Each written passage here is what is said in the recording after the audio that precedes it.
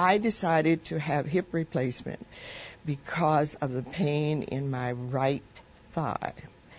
There was pain when I walked, there was pain when I sat down, there was pain when I was driving. Pain, like the type described by Mrs. Banks, is one of the most common reasons people decide to have hip replacement. Most often, the pain comes from osteoarthritis, a disease of the joints. Well, what this X-ray shows is we have on the left a normal hip with the normal anatomy, normal joint, and if you come right across, you can see the diseased hip has a collapsed head, there's no joint space, there's increased density of the bone on either side. So this X-ray shows a normal hip and a very arthritic hip. Dr. Anthony Rankin is an orthopedic surgeon who has performed hip replacement surgeries for more than 25 years.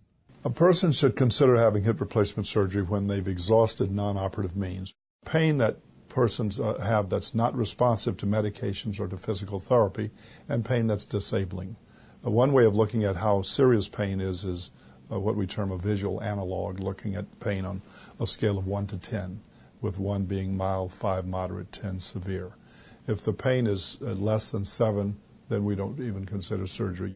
Mrs. Banks tried other therapies before deciding to have the surgery. I had Pilates, thinking that would relieve some of the pain, Pilates exercises.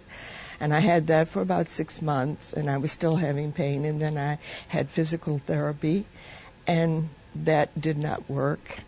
So her physician referred her to Dr. Rankin, who, after examining her and considering a variety of factors, recommended surgery.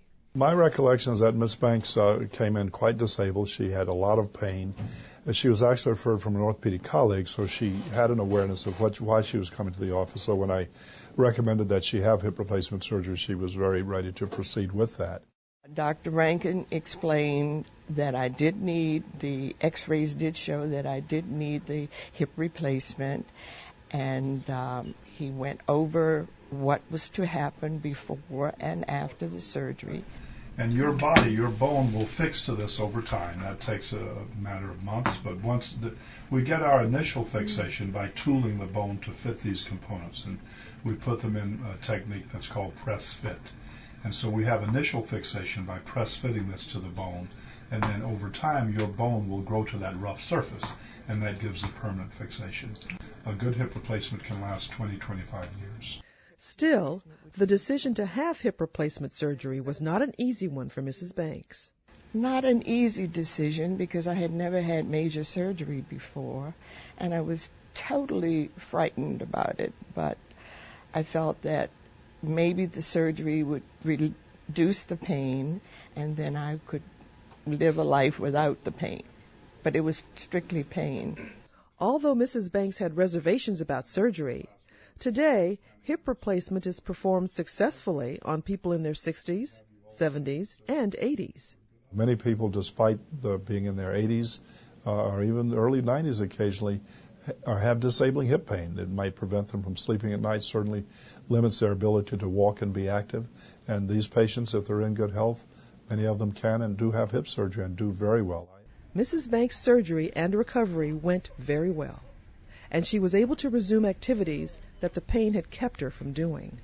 Well, I can drive without pain. I can walk without pain. And I think it's just been pain-free, the way it used to be. And she has no limitations on her activities. She's able to do many of the things that she wishes to do, and she's been very pleased.